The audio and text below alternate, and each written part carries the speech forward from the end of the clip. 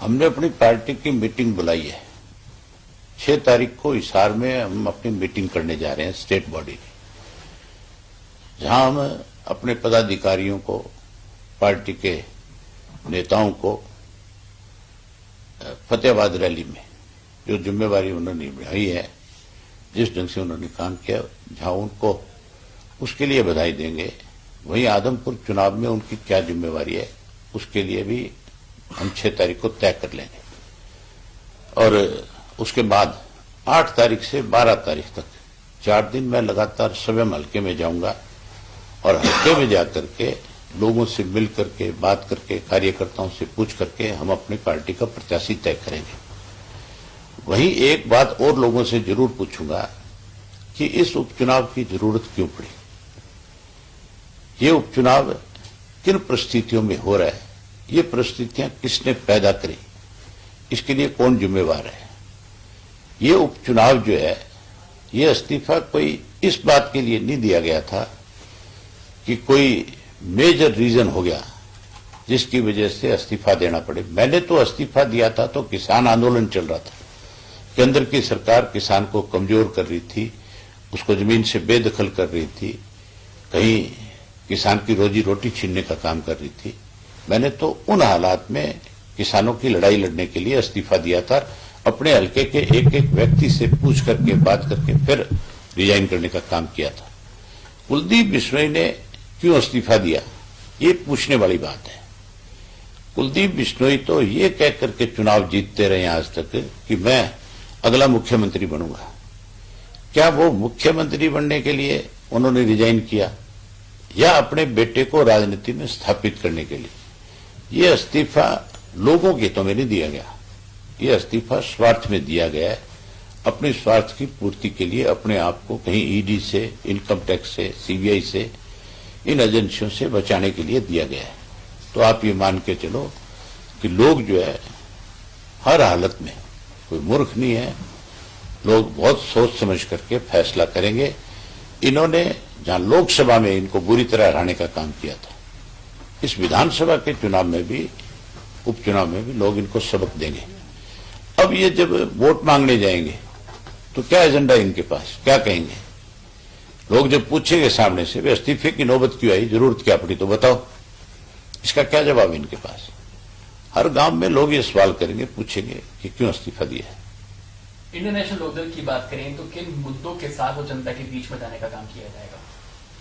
ये जो लुटेरों का गिरोह 3 साल से इस प्रदेश को लूट रहा है, जिसको आप गठबंधन की सरकार कहते हो, जो इन्होंने लूट मचाई है, जो जो इन्होंने घपले घोटाले किए, लोगों के बीच में वो सारे उजागर करेंगे।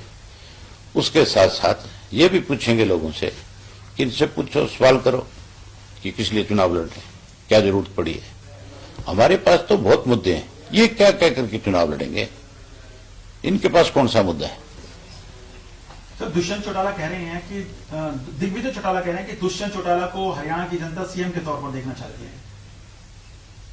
तो ये बात तो कह करके चुनाव भी लड़ा था, फिर तो जाकर के मिनिस्ट्री क्यों ली?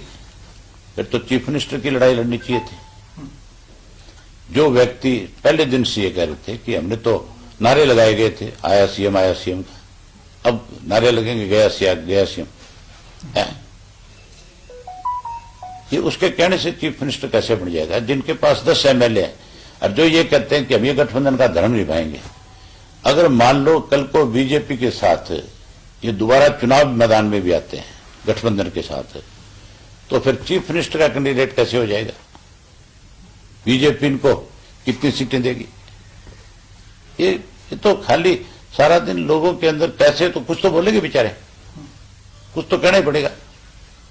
अगले 2024 के चुनाव में हमें पूर्ण बहुमत दीजिए और उसके बाद जो है दुष्यंत, एक तरफ गठबंधन की बात करते हैं, एक तरफ पूर्ण बहुमत मांगते हैं। पूर्ण बहुमत तो तब मांगे आदमी जब अपनी लड़ाई लड़े, अपनी पार्टी पे लड़े। ये तो आज की तारीख के अंदर इनके पल्ले तो कुछ है ही नहीं। अब तो ये भी कहा दिग्विजय ने कि हमारे तो 10 एमएलए हैं, सरकार में हमारा 20% हिस्सा है, हमारे पल्ले ही कुछ नहीं है।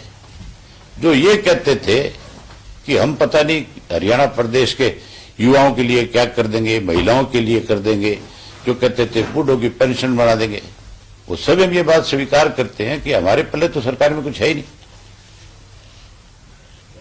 तो रोज मतलब अपने बयान सोच समझ करके देनी चाहिए कि क्या बोल रहे हैं। हम तो चाहते हैं कि मुख्यमंत्री जिस प्रयास में लगे हैं उसमें कामयाब हो, लेकिन मुझे नहीं लगता कि वो ये सफारी जो उनका सपना है उसको पूरा कर सकें। अगर दृढ़ शक्ति के साथ काम करे तो मुख्यमंत्री ने आज तक पता नहीं कितनी बातें कही है, उनमें से कितनी चीज आज तक सिरे चढ़ी है। चौधरी ओम प्रकाश चौटाला तो जो मुख्यमंत्री होते ठान लेते थे उसको हर हालत में पूरा करते थे। डिज्नीलैंड चौधरी ओम प्रकाश चौटाला ने अपने स्टेट से 2 बार विधानसभा का सत्र बुला करके बाकायदा तौर पे कानूनन रूप दे करके भेज दिया था। वो तो सेंटर के अंदर उस वक्त अडवाणी जी गृह मंत्री थे, उन्होंने उसमें रुकावट पैदा करने का काम किया था। हमारा तो मकसद था कि हरियाणा टैक्स फ्री सिटी बने, जिसमें ज्यादा से ज्यादा पैसा आए और लोगों को ज्यादा से ज्यादा विकास के काम हो सके, उसका फायदा मिल सके। लेकिन आज की सरकार ने तो बहुत सारे फैसले किए, बहुत सारे फैसले बदले। अब ये सफारी बनेगी या किसी की सवारी बनेगी ये तो मुझे पता नहीं है। नहीं, आपकी सरकार में तो चलो अडवाणी जी ने रोड़े अटकाए थे, हाँ। लेकिन इस सरकार में तो बीजेपी की सरकार केंद्र में भी है। नहीं, अगर ये चीज बना रहे हैं, अगर इसके लिए कोई विधानसभा में ये बिल भी लेकर के आए तो हम तो उसका समर्थन करेंगे। हम तो चाहते हैं कि हमारे प्रदेश के अंदर ज्यादा से ज्यादा टूरिस्ट आए। हमारे प्रदेश के अंदर मैं तो चाहता हूं कि आज भी हरियाणा में कसिनो बने, आज भी डिज्नीलैंड बने। गोवा में अगर कसिनो हो सकता है तो हरियाणा में क्यों नहीं हो सकता? हरियाणा में तो 1 नंबर में नहीं है ना सर, वो तो 2 नंबर में। नहीं, 2 नंबर में नहीं है। वहां पे भी जो कसिनो बने हुए हैं उनको बाकायदा तौर पे परमिट मिले हुए हैं, वो बाकायदा तौर पे फीस भरते हैं सालाना। वो कोई ये नहीं है। तो हरियाणा में जमीन पे अगर पानी पे लाइसेंस दे रहे हो आप तो जमीन पे दे दो, क्या दिक्कत है?